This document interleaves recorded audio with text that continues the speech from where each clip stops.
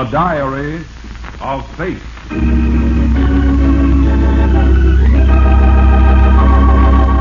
Fate plays no favorites. It could happen to you.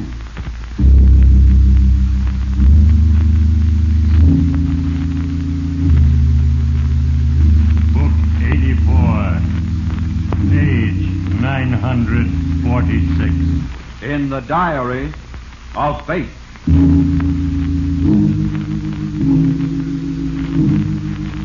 Yes, here it is. The name, Albert Riker. Occupation, department foreman with a construction company. Once, Albert, you were a man of skill and intelligence. But that was before you were subjugated to the insidious will of Eugene Margot. A vicious man whose promises of easy riches through gambling engulfed first your judgment, then your confidence, and finally, even your sense of honesty. In a desperate but futile effort to recover your losses, you risked much more money. Money that was not your own. And now today, Albert, because of a little thing, because you forgot your car keys, your life will be destroyed. In a moment when I have written, I will read from the record of Albert Riker in The Diary of Fate.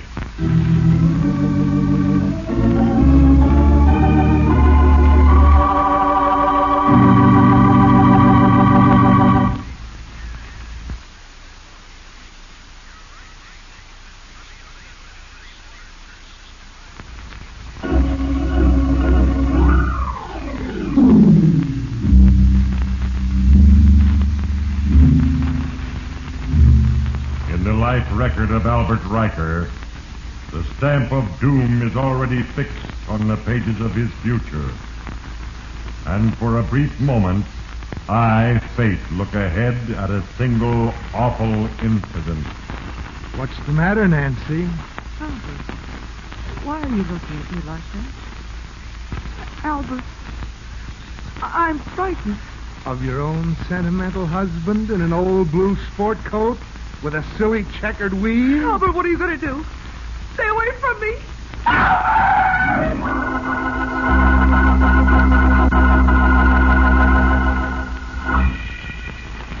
In the life of Albert Riker, the decision to murder was made. Then I, Fate, again employed the small, seemingly insignificant things that determined the inevitable outcome. It is ever thus. A turn down the wrong street, a misaddressed envelope, a broken shoelace. Little things, yes, but these are the tools with which I, Fate, shape your destiny. Remember, Albert Riker, how it all started? It was evening. You were about to leave the office when your employer stopped you. Mr. Bradley's voice was firm and cold. Oh, Albert? I'd like to talk to you a moment. If it's about that Nadella deal, sir, No, Albert, it's something else. Something more personal. Something personal? My work, Mr. Bradley? Yes. Until quite recently, you've always been so thorough, meticulous, and honest. That's why I haven't called the police. The police? What? What do you mean, Mr. Bradley? The Clark account. Clark? I don't understand. I think you do, Albert. On the 11th of this month, Dana Clark deposited $9,000 with you. But it didn't show up on your books. Now, where is that money? Answer me, where is it? I took it, Mr. Bradley. Why, Albert, why? What difference does it make? I said I took it. You young fool, it makes all the difference in the world. Is it family trouble? Your wife's sickness? Don't you understand? If your reason is good enough, I might help you to not turn you over to the police.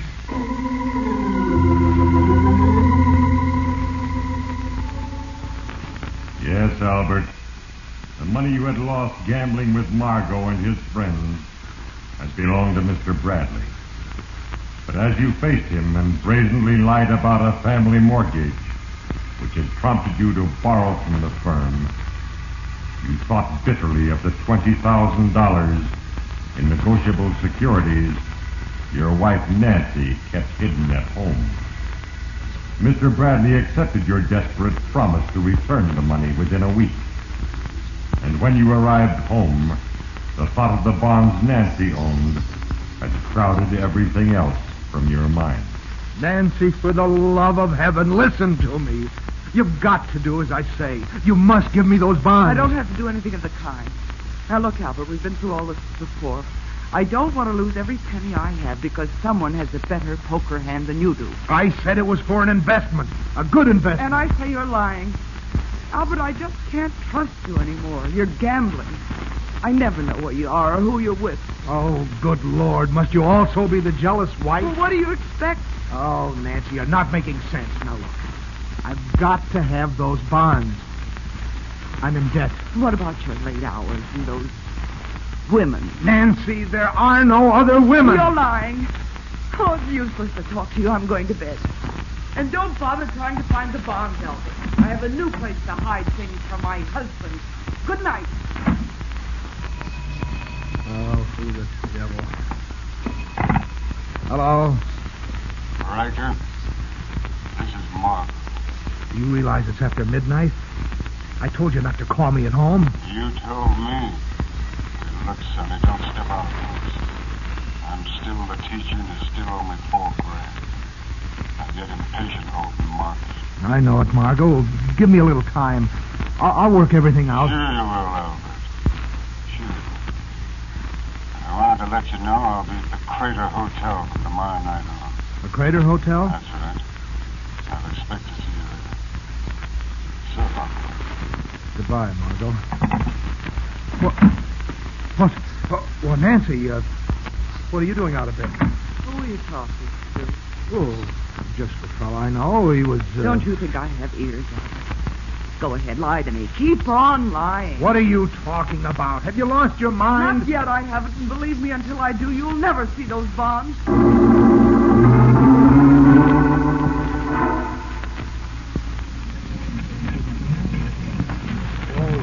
Margot, I've only got 5 days left. 5 days to make up $9,000. Correction, Riker, 13,000. You owe me $4 grand. Well, that's just it. If I don't pay Bradley the money I took, I'll be sent to jail. That's your problem. That'll cost you $4,000. Wages are low in prison. Easy, fella. Don't get clever with me. If I don't get my money, you may never get as far as prison. Now, don't forget that. What do you mean? Business is business, Rick. I'm not interested in weaklings who fold up and cry for favors when the going gets a little rough. Well, don't worry. I'm not folding up. I'll get out of this hole, and I'll pay you, too. Well, now you're talking. Just don't let it stop there. With talking. I get kind of tired of that.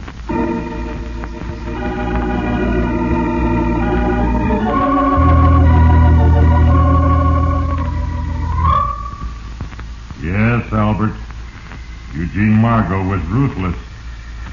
Money was the only thing that could speak for you now. So you decided as a last resort to appeal again to the generosity of Mr. Bradley. And what was it you wanted to see me about this morning, Albert? Well, I wanted to thank you, Mr. Bradley, for this chance to clear myself. And I don't think you'll ever slip again, Albert. Oh, you can depend on that, Mr. Bradley. And just as soon as I've paid you the money, why, I'll feel like a new man. And I'm glad you see it that way. By next week, we'll both be able to forget it ever happened. Well, that's what I wanted to see you about, Mr. Bradley. Could you possibly stretch that time limit? A couple of months would make it a lot easier for me. Now, I'll get out here at the corner. Yes, sir. Well, about the money, Mr. Bradley. I heard you, Albert. I've made it extremely easy for you already. So remember this. If I don't have that money in cash in 4 days, I'll have to call in the police. Do I make myself quite clear?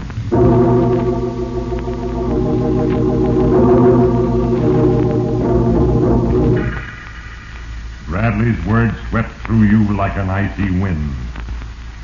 And for the first time, you were afraid. Trapped between the hard ruthlessness of the underworld and the equally unyielding impartiality of the law, you had no one to turn to now but Nancy, your wife. One way or another, you had to have those bonds. Well, now that you've turned the house into a shambles, are you satisfied that I've got a good hiding place? Sooner or later, Nancy, I'll find those What bonds. good will that do you? If you try to cash them, I'll tell the police you stole them from me. You wouldn't dare. Oh, but let me go. I risk you're hurting me. What do you think you're doing to me? It's not pleasant when a man's own wife won't stand behind him when he's in trouble. You can skip the speeches. Save them for your girlfriend. Or doesn't she have any bonds? Oh, you blind fool, Nancy. I've told you 100 times there isn't anybody else. Huh. Oh, what's the use? Albert, where are you going? Out. Any place away from you.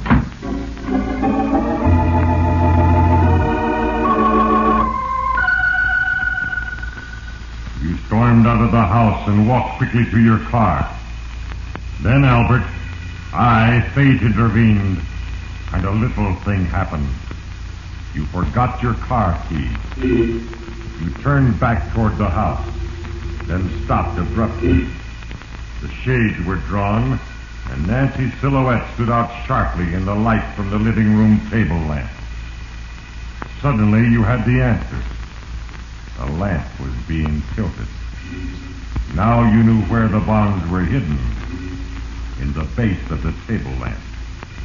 You turned and walked slowly down the street, your mind busy with the birth of evil thoughts. But Nancy, too, was upset. And later, as you neared a decision for murder, she entered the lobby of a downtown hotel she had heard you mention over the telephone. The Crater Hotel. Then another little thing happened. Because she stopped to buy cigarettes, she overheard a conversation a man was having at an open telephone booth nearby. That's right. That's a check made out to me. Mark. Eugene Mark. That's right, Father. Okay. Pardon me. Are you Margot? Mr. Margot? That's right, lady. Eugene Margot's the name. Don't believe we've ever met. No, we haven't. I'm a friend of Albert Riker. Do you know him? Yeah, I know Riker. Oh, thank you. I'm glad. I'm very glad. Yes, Albert. Because of a little thing, your wife had discovered that Margot was a man. And as that single fact relieved her mind of the gnawing suspicion that you were unfaithful, she resolved to help you. But you had given up all hope of any voluntary help from Nancy. And you could no longer afford to wait. You called Margot. Listen, Margot, I may need you as an alibi soon. I'll have to be able to prove I was at your place. That can be arranged for a price. Well, I can pay $1,000. Make it 2 and it's a deal. All right. It's a deal. I'll let you know the details later. Yes, Albert. Now you face a decision. Your freedom or Nancy's life. But there was no doubt in your mind. You had no love for your wife. And now it was too late to turn back. Soon I will record another entry in the Diary of Fate.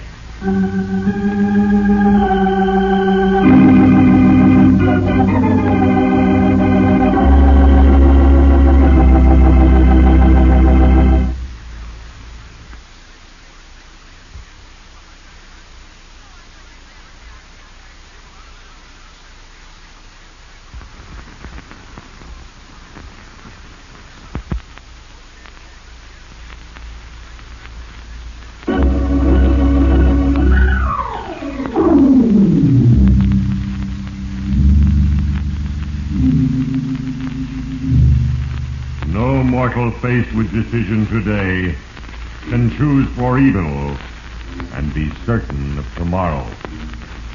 And even as you, Albert Riker, took the first step in your plan of murder, that of winning back Nancy's confidence, other forces were gathering against you. Is that you, Albert? Yes, Nancy, I got off early, all right. Well, you know, since your wonderful phone call this afternoon, it seems as though time has just been standing still.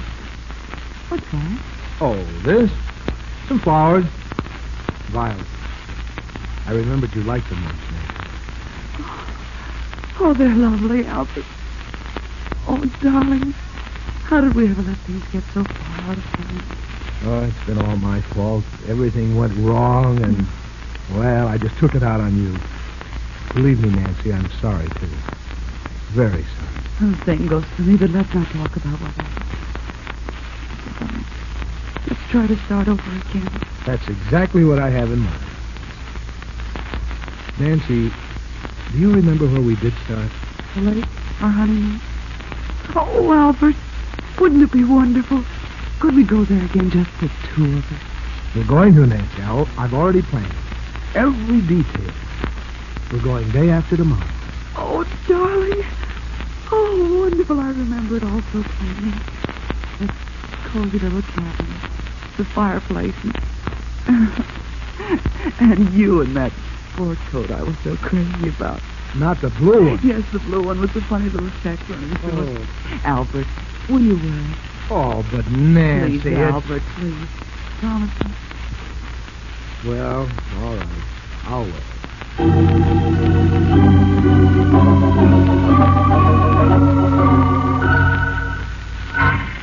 Yes, Albert.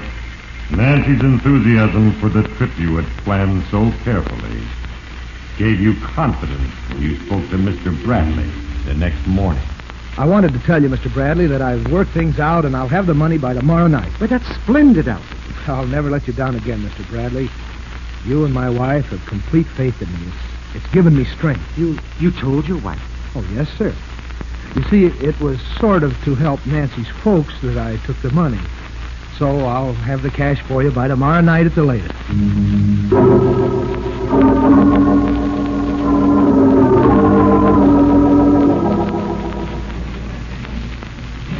Another drink, Nancy? No, thanks, darling.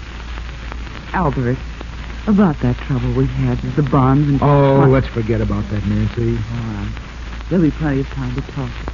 That's right, and... Oh, speaking of the cabin, I forgot to tell you that I won't be able to come up until late tomorrow afternoon. But, darling, I've been looking forward to it so much. Well, look, you go up at noon as we planned, and I'll be there in time for dinner. But, darling, why do you have to stay in town so late tomorrow? Well, it's something at the office, Nancy. All right. I'll be ready and waiting. So no stops on the way. Come right up to the office. Don't worry, Nancy. I'll be there.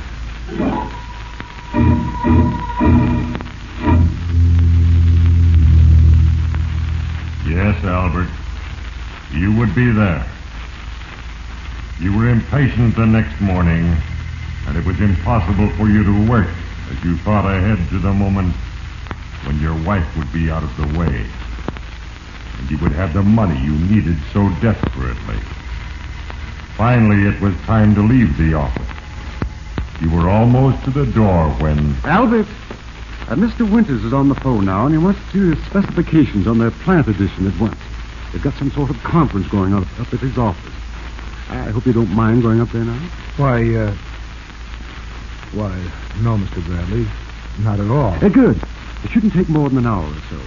And, I'll meet you at your place tonight about that other matter. Will 9 o'clock be all right? Yes, Mr. Bradley. That'll be fine.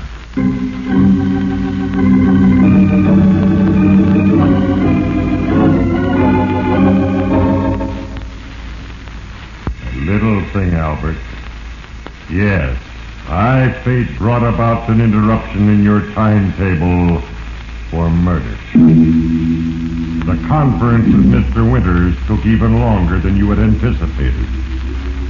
And when you left his office, it was too late to return to your house and get the bond. You decided to drive directly to the cabin. For any moment now, Nancy might get worried and start making telephone calls. In less than an hour, you were close to the lake.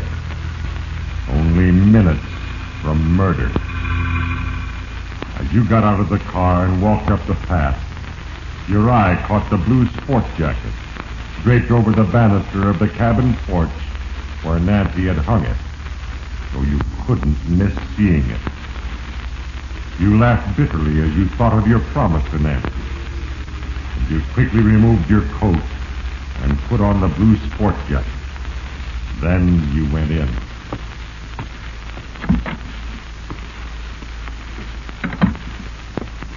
Good evening, Nancy. Oh, hello, darling. I was just beginning to worry about... Oh, Albert, the sport coat. How sweet. I knew you'd wear it. I was sure. Oh, will you? Of course. Now, let me look at you. Oh, the memories it brings back.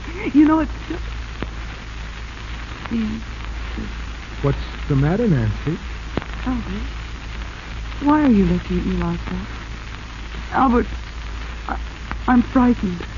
Of your own sentimental husband in an old blue sport coat with a silly checkered weave? Albert, what are you going to do? Stay away from me.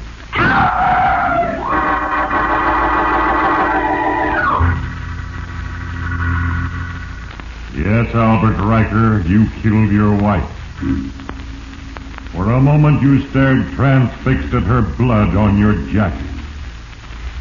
The blue jacket that she had wanted you to wear. Then you moved quickly. You threw the blood-stained jacket over your wife, struck a match to a newspaper, and threw it into the center of the room.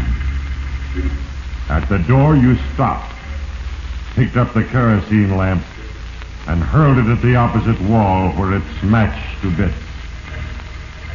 As you stepped from the cabin, you heard the awful engulfing sound of the flames as they reached the spattered kerosene. Yes, your scheme of murder was completed. Soon you would have the bonds you needed so badly. Soon you would have nothing to fear from Bradley or Margot. And now, lest any who listen think that I, Fate, am unmindful of the inevitable balance of the scales of justice, I urge you to listen closely, for in a few moments I will make the final entry under the name of Albert Riker in the Diary of Fate.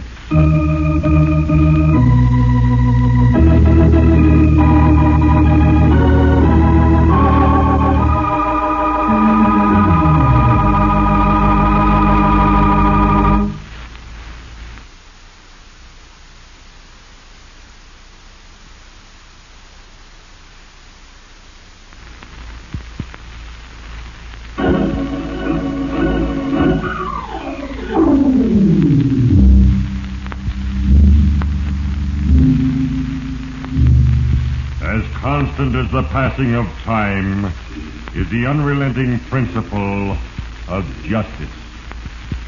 Yes, Albert Riker, even as you arrived at your house an hour after you had murdered your wife, the plan already set in motion by your decision for evil was quickly moving to its irrevocable conclusion.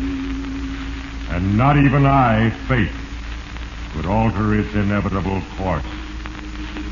For only seconds after you entered the living room, your doorbell rang. It was Mr. Bradley. I'm sorry I'm a bit late, Albert, but I've a mountain of work at the office. If you don't mind, I'll take the money and leave at once. Well, Mr. Bradley, the truth of the matter is that I haven't got it yet. What? Listen, Riker. Don't ever mistake my generosity for stupidity. Oh, it's not that, sir. You see, I've got it in bonds, negotiable ones. I just didn't get to the bank yesterday, and what with the winter's deal this afternoon, and then the... All right, Albert, all right. I'll take the bonds. We can straighten everything out on Monday. Well, that suits me, Mr. Bradley. I've got them right here in this lamp base.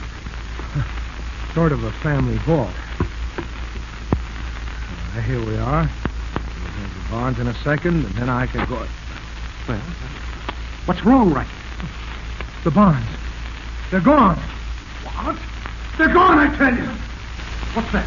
That's why, it's a note. Give it to me. It's from your wife. Let's see. Dear Albert, I hope you never find this letter, for if you do, it can only mean that you never intended to meet me at the lake. It can only mean that you intended to rob me. If that was your plan, Albert, I'm sorry, because I've already converted the bonds into cash, and I intended to give you the money. You see, I was wrong about Margot. I thought Margot was a woman. Yes, Albert, if you were really sincere about our starting all over again, the money is yours. I put it in the inside pocket of your blue sport jacket. The one... What? The blue jacket. That money. All of it was in the blue jacket. Where is it? The jacket. But I burned it in the cabin. Don't you understand? I destroyed it. I threw it over Nancy and set it on fire.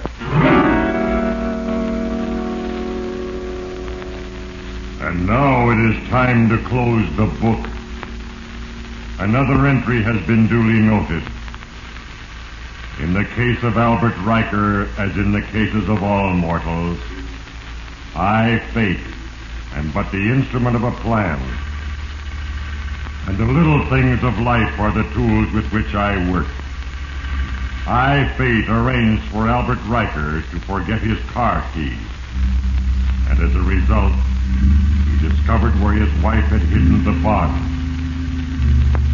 And because of another little thing, because Nancy Riker remembered a blue jacket, Albert's evil scheme exploded. And in the hysteria of the moment, he admitted setting fire to the cabin, and the entire plan was revealed. And now, Eugene Margot sits in his prison cell, paying his debt to society.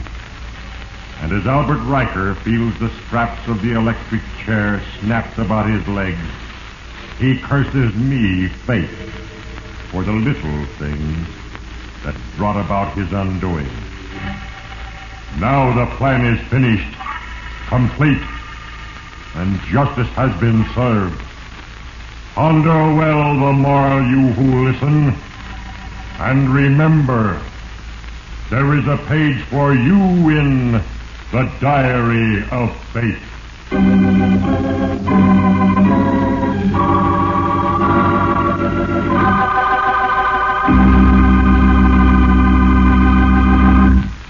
The cast included Herbert Litton, Gloria Blondell, Frank Albertson, Howard McNear, Ray Erlenborn, Bert Horswell, Ivan Ditmars, and Hal Sawyer. This is a Larry Finley transcription, brought to you from Hollywood.